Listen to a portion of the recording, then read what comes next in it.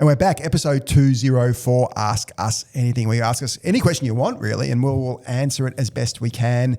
Michael, chief question asker, over to you. First question this week comes in from Terence. Thank you so much, Terence. With the People's Bank of China rolling out a programmable digital currency, there has been increasing discussion about its potential to influence the velocity of money and enable more precise economic intervention, such as targeting stimulus to specific sectors, regions, or cohorts, and even applying expiry to funds.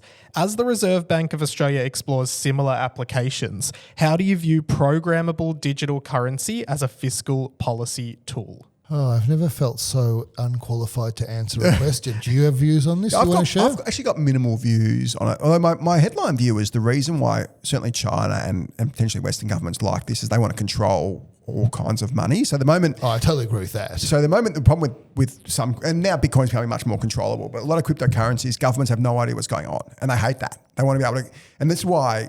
sort of the tap and go and the shift away from cash to credit cards has been such a boon for governments. They capture everything, they reduce the leakage to cash, and you lose anonymity. So I'm very much in favour of maintaining cash. We saw there was an article in Financial Review last week saying that cash use amongst Gen Z has actually slightly increased. Yeah. Obviously, it had dropped significantly, but slightly increased again. So that's actually, I think, a positive sign. And we've seen the whole issue with Armaguard and how the Fox family don't want to keep running it because it's losing too much money because no one's using cash because you have that disk-scale problem. So I'm not a big fan of digital currencies controlled by governments. I think it's problematic, and I think just give governments too much. And we saw what Canada did during COVID. So we saw how bad Victoria and Australia was in COVID. Canada was almost worse. Remember when there was those Canadian truckers protested the COVID stuff. So what did Justin Trudeau, that scumbag, do? He started stealing money from their bank account and freezing their bank accounts, which is just outrageous. Yeah. The more control governments have with digital currencies, the more that can happen. I'm not saying people are going to be as bad as Justin Trudeau, who's now sort of just floated off into the sunset with Katy Perry after destroying Canada, but that's what can happen when you've got these kind of politicians in power. No, that's true. So maybe I'd say these high-level comments. One is most currency today is already digital in nature. That means almost all of your cash wealth is sitting as bits in a bank account that you access digitally. Like you don't own cash or gold bars. That's not the majority of your wealth. And so this is turning that presumably into a crypto style currency. And my starting point in general is this point that you made, which is there is a line. I don't think you should completely distrust government and leaders because then you're in anarchy. Yeah. That's a bad system. But you should have a healthy skepticism of leaders and government because predominantly what they are in it for is themselves. And so the Canada example is a good example. Like you don't want to give them too much control over things. And I think that anything that increases their control over money flow and whether you get money, like I'm generally not a fan of that. The thing is this is how I feel about, there's this whole Tabcorp thing that's going on with more Austrac problems, right? And the thing is this, Tabcorp gets Austrac problems because all of their money is so traceable and they're in the system, but actually vastly more money laundering is happening through cryptocurrency. Totally. Vastly more money laundering is happening through cryptocurrency than it is through these kind of... Old school channels. And so the other issue that I've got with this is I'm not sure most of these changes really capture where most of the problems are going on, but I think I need to learn more about this. I haven't paid much attention to it. Yeah. My view with China is that most of the things that they do is about exerting more control over what's going on in their economy. So I think it's logical that they do it. And I've never heard anyone come up to me advocating that Australia desperately needs to follow the lead. And it's also a bit weird given that we know with certainly Bitcoin and most other cryptocurrencies aren't great means of exchange. That you can argue they're somewhat of a store of value, you can argue not. But as a means of exchange, they're highly inefficient, which is why you can't tap and go Bitcoin, or very hard to. Yeah. So it makes no real sense. The reason governments want to do it is for control. Remember we saw Cyprus in 2010 or 9 when everybody just lost 10% of the money they had in the bank. Yeah. And that was a form of digital theft. And the more that governments can control your money through these cryptocurrencies, the worse it is. Well, that's absolutely correct, right? Because usually if you're going to destroy people's money with inflation, the whole of society has to conspire to do it. Yeah. No, you're absolutely right about that. I generally am cynical about governments having more control. Yeah. Michael, question number 2. Okay, question 2 this week comes in from an anonymous question asker. Ooh. Hey, Adam and Adir, I wanted to ask about what your advice is on the pathway for selling small businesses. I run a VC-backed business, which is small in nature, steadily profitable, but not currently growing at the rate required for venture capital investors. It seems wrong to simply shut down what is a profitable business that has significant branding in the industry, simply due to lack of growth. However, investors are wanting to return their capital, and our team internally feels we have given the business the best chance of life we have to achieve the position we are in today. It's not a standard business that I feel would sell on something like Flipper. It's niche in nature, so finding buyers is hard. Do you have any advice on if we should sell the business and how to do so given your experience selling in the past? Definitely don't shut it. You know who they should talk to? Scott from Town Capital. Of course. It could be a bit small for Scott. It might be. Yeah. But like that, I think this is like what the nature of his business is. This is a big problem. Yeah. So there are lots of venture-backed businesses. When venture capital invests in businesses, they say, we only care about the mega winners, and they call that the power law, and nothing else matters. Definitely, even if the business was growing strongly but wasn't one of their mega winners, they wouldn't care about that business either. Yeah. And so, like, venture capital, I mean, I don't say this in a nasty way to venture capital, we all like them, but like they love you on the way in, and then they love you if you stay in their top few performers. Yeah. And so this is not the first thing I'd say to the anonymous question asker, I get why it's anonymous, is it's not Mike Cannon Brooks, is it? I think he's got liquidity. Well, I think he generates profit, so I can't. He's got liquidity. Yeah. So the first thing is this founder should not feel bad because this is a common situation. Yeah. Most venture-backed businesses do not become one of the power law successful startups. You know, the argument in favour of power law, and there's some merit in there, is the power law allows VCs to take a lot of bets on companies that have high risk. Yeah, so, it's smart. It's a smart thing they do. Yeah, but it just creates these situations. Yeah, totally. And so I think, it said profitable, right? Yeah. Yes. I mean, I find that astonishing, and that's remarkable if that's true. So He said profitable but not currently growing at the rate required. Yeah. which might still mean growing. Yeah. Like a business exactly. that's profitable, and let's say a business is doing, I'm just going to pick some numbers, random numbers. Yeah. 20 mil of revenue, Yeah. keeping 1 mil in profit, and growing 20%. I think he's probably unless growing it less so on that, but anyway. 10%. No venture capitalist has 1% interest in that's put money into it, right? But that business is still worth some millions of dollars. Absolutely. I think the logical thing to do in that business, structurally, someone has to buy out these venture capital investors. And there might be some seed funders in there before the VCs, there might not be. And so these venture investors, you would say they should be very keen to sell out and let the business go on to a happy life. My experience might be they're always keen to sell until there's a buyer they think is smart, and then they're not as keen to sell, but they should find someone that is prepared to buy out the minority stake that the venture investors have and support the next stage of growth for this business. And I think the founder should stay in the business and they should keep growing the business if they're interested in doing so, because that's the way they'll get the best return out of it. So yeah, I absolutely think they should find someone to buy The other this thing is business. potentially the founders themselves can potentially buy out the problem with the venture capitalists. They'll have to borrow money. The problem with venture capitalists, and we talk about supply and demand a lot here, but this is a reverse to usual. Usually when VCs are buying in, they've got completely the upper hand. The founder's desperate for money. They'll take often a pretty average deal. In this case, the VC's reaching the end of their fund. They're in a bit of a pickle. They've got to sell their stake. Well, you should explain that because one of the lines in this is the investors want their money back. Yeah. So what does that mean? VCs and private equity as well generally have fund terms. So you can have some funds go forever, evergreen, like TDM. Some funds go forever when they were intending to go forever as well. Yeah, but there's other funds that intentionally go forever. But most funds, whether it's SPV, so a fund investing in one asset, So a special purpose vehicle, or it's just what we call a blind fund where I might invest 100 grand in Paul Naftali's Rampersand, and Paul says this is a 5 to 7 year fund. We'll get your money back in 5 to 7 years. They can always extend it, but then investors probably won't give you money again unless there's a great reason for it. So basically, VC firms need to give money back to investors. And when they reach the 5, 6, 7 year period, especially if it's a 5-year fund, some of the investors are going, hold on, and we call these people limited partners. Limited partners, LPs are going, hey VC, you told me it's going to be 5 years. It's been 7 years. I've only seen 30% of my money. I could have put it in the bank and got a better return. Give me my money back. Give me the rest of my money. And VCs go, okay.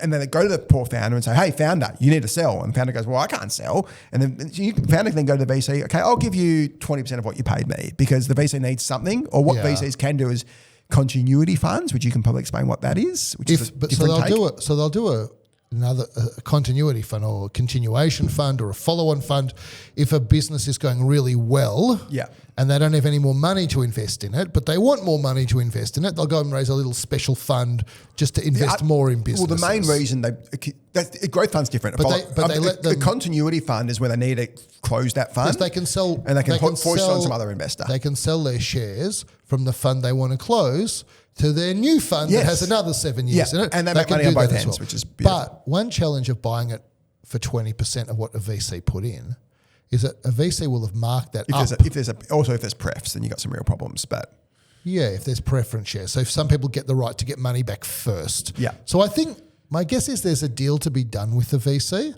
If this business hasn't fired and maybe it was on the books for $5 million and you offer them $1 million and the VC is about to return $100 million, they're not really going to care about the extra 1 or 2% that they're going to lose from this. So that might not actually matter. You might be able to give them something low. Presumably the VC's tried to dump the stock themselves already and no one's bought it off them, right? Totally. That's the first thing they'll try and do. So I think, my summary would be don't shut it, especially if it's profitable. Yeah. If it's growing a bit and it's profitable, you'll find someone to buy that. Think about whether you want to keep going. If someone buys it, they might give you upside as options if you keep going as well. You might be able to increase your stake in the business. I don't know, they're welcome to reach out to me if they want some advice on it. The challenge is the devil here is so much. It's really hard the for us devil's in the detail. Because we don't know what the terms of shares agreement is. We don't know the terms of the preference shares. We don't know how big the business is, what the profit is, what the growth is. But this would be, I don't know, 30-40% of a VC's portfolio, this conversation might be relevant because some percentage will just go broke and some percentage won't be the real winners, but someone will buy them for something like a trade sale. But there's probably 30 to 40% of a portfolio that falls into this. So okay, but not a superstar. Yeah, and what do we do with it as a VC? I think from Anon's question, and this is just what I'm sort of gleaning, is this is probably someone who's so used to being sort of bullied by VCs. Because remember, when you're like a young investor or a young founder, you're just going to take whatever you can because VCs have money and you don't. Yeah. And usually the power is always in the funder. You want to have the money and because you're the one with the power. The one person asking for money is the one who doesn't have the power. And this is a revert. So then they completely change do a 180 in thinking and now realise you now have leverage over these voracious VCs and you can play them like they played you. Now, the caveat there is I haven't seen the terms. I haven't seen the other heavy preferences. This is a 3 times liquidation, but who knows what the hell is going on back here. But you need to realise that the business is much more valuable to you than them, and you need to play on the leverage you have. Always think of what's your negotiating opponent's BATNA. We'll have Vicky Medbeck on in a couple of months. She's the negotiation queen of the world. And what she always says is you need to understand what the best alternative position is for the person you're negotiating against. And it sounds like you really need to think of what is the VC thinking, how can the VC get out of this, and you need to drive the best deal for you based on the VC's BATNA. And so BATNA, best alternative to a negotiated agreement. Yeah. And what I'd also say is these things. A VC might not even be nasty. They might be nice. But what this founder will have certainly felt is the switch from love to not love, right? And that will be a painful experience for this founder over time. The other thing I'd say is this. VCs do not like it when startups spring on advisors. It's one of their most hated things. But now I would absolutely say get someone that has done some deals to at least behind the scenes. Or something someone that can take the emotion out of it and can go and stand toe-to-toe with the VC if need be and get you a good outcome because, there still is a perception mismatch in the mind of the VC 100%. And the founder and they need to try and eradicate that perception mismatch. You need a really strong lawyer who understands just what your rights are and can also get you don't want to flog of a lawyer who won't be the VC might just be have an animosity towards. You want a charismatic lawyer who can but really understands what you can drive based on your bargaining You position. want Donald Trump, who seems unreasonable, but actually somehow always gets to a deal. Yeah, and out of so the deal. you need to find that kind of. And so I absolutely think that get an outcome here. Get an outcome. Totally. But don't give it away. Okay. Michael, question number 3. Okay, final question this week, and I'm just going to read this verbatim. There's a bit of run up to the question, but I think it's fun. So my daughter and I were talking tonight, and she mentioned that she was at Girl Bunnings today. I've never heard of this before. Mecca? And she had completely overspent because the Chemist Warehouse, Girl Bunnings, at the Hyperdome in Brisbane had beautiful wide aisles. And she was really happy shopping there because every other Girl Bunnings that she shops at has really thin aisles and she doesn't like shopping there. I swear Mecca's much better Girl Bunnings than But maybe Chemist Chemist Warehouse is a more appropriate analogy because Mecca is kind of beautiful, whereas Bunnings is kind of like shoving a whole lot of stuff in there. I find Bunnings quite nice. Anyway. Yeah, of course you do, because it's like Adam Bunnings is Bunnings. Yeah. I'll finish the question. I've never really thought about it before, but how much do you think the store layout actually affects the retail like this spend? question. Great question. I like Can this you question. give His eyes have lit up. Well, I do like retail. That is a very interesting question. Someone who is very stylish and very smart said Thanks, this mate. to me. Well, you also are very stylish and very smart. I mean, you're not big on long pants, but apart from that, you've got it going. So I think this is what this person said to me, which kind of relates to this. If you walk into a store and all of the square meterage is packed with stuff and the shelves are all full, it feels quite cheap. But if you walk into a Louis Vuitton, you'll notice there's just sometimes a table taking up space with flowers on it. If you walk into the best perfumery stores, you'll notice that there might be a shelf and maybe you could fit 10 bottles on, but they have 3 bottles on there. And so there is some emotional communication that says, if we don't have to fill everything up to the max, it comes across as more premium and more luxurious. So that is like a first cousin to this question. It's not exactly the same, but if you go into a luxury store, you'll notice that it does not look like Country Road. Like there's lots of space doing nothing except feeling beautiful and making it feel premium. And so the thing about wide aisles is it feels more premium. It feels like you've got more space to make decisions. And it feels like you've got more time to consider the merchandise. It is a totally different shopping experience. But on the flip side, tight aisles can make things feel cheaper. And so that's also, a lot of stores will go for tight aisles deliberately. Like JB Hi-Fi historically had very tight aisles when they were selling CDs a lot, for example, and because it just feels like it's all packed in and it's cheaper and you might find a bargain on the shelves. There is no doubt that aisle spacing, aisle fullness, what's at eye level, what's below, above, these all dramatically influence the feel that customers have when they buy and like the revenue per square metre of a store. Kmart's got very wide aisles. I presume Costco, because you need big trolleys, has big aisles. Yeah, well, Costco has big aisles for big trolleys. That's right. And a lot of these do because they want it to be easy to get around and to get into all of the different places. Kmart has a lot of bulky goods, so they have different aisle widths in different parts of their store. If you go into the cosmetics area, which is now often behind a secure area because people steal all the stuff, they are narrower than some of the other aisles. Yes, so the short answer is there is a huge amount of thought put into, by good retailers, what the aisles feel like. I was in Mecca last week for Mother's Day, and Mecca probably one of the best, if not the best. Mecca does not have high shelving in the middle of the store. Do you notice that? It feels luxurious, Mecca, but there's a lot of stuff around. But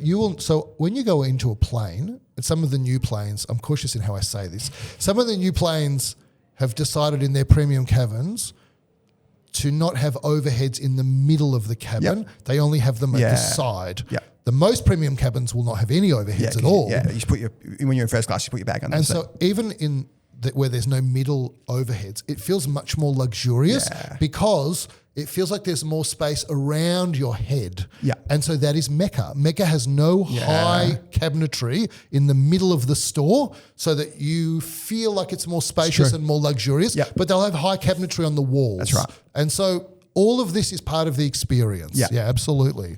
Are you guys familiar with the Gruen effect? Do you know about that? Yes. TV show. No, but what it is. The It's not Gruen, that how TV advertising impacts you or something? No, it's I think it's how a mall, is that right? How a it's- mall tries to get you lost in order really? to make you buy more. yes, that's what the show is named after. But the idea is the I thought it was design about of TV ads. No, the design of a shopping mall is supposed to confuse people to encourage them to make more Wander impulse around. purchases. I feel like that's adjacent. And it has to no this. clocks. And the guy Yeah. Gruen, who it's named after, was horrified that the effect was named after him because he designed malls and was basically a socialist and hated consumerism. It's very ironic, right? Is it Jim Chalmers' grandfather or But something? like, it's very ironic. But yes, that is true. Also casinos have no clocks and no natural light. Yeah. Like it's the same game, right? So I think this is the opposite of that. It's Mecca, for example, trying to make it feel more luxurious. The big question is, why does Chemist Warehouse have a non-standard fit out in this store? Maybe, that I maybe can't they're testing answer. it. Maybe they took over another store. It's possible. Because I find Chemist Warehouse really busy. Obviously, there's no trolleys. They can have super tight aisles, but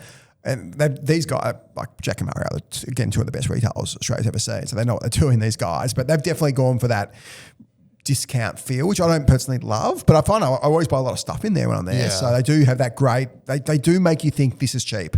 It's hard not to buy stuff in a Chemist Warehouse like a Bunnings. I think that analogy is good. I'll say this, if people are really interested in retail fit outs, if that's like, I don't know, your fetish, then you can go and do this. You can go and look at a Kathmandu store anywhere and then go to the Kathmandu store at Westfield Chatswood, which is their new store. Same merchandise, totally different fit out. You can go to an Adir store anywhere and then go to the new Adir store in Bondi Junction, Westfield. That's a new fit out, same merchandise, new fit out. You'll see how dramatically the fit out and layout of a store can affect the perception of the product. Yeah. It's very dramatic. It's a great question. Thank you again, the super smart question askers. 3 fantastic questions as always. Thank you, Adir. Thank you, Mike. Thank you, Joel. We'll be back on Tuesday for our regular episode. Great.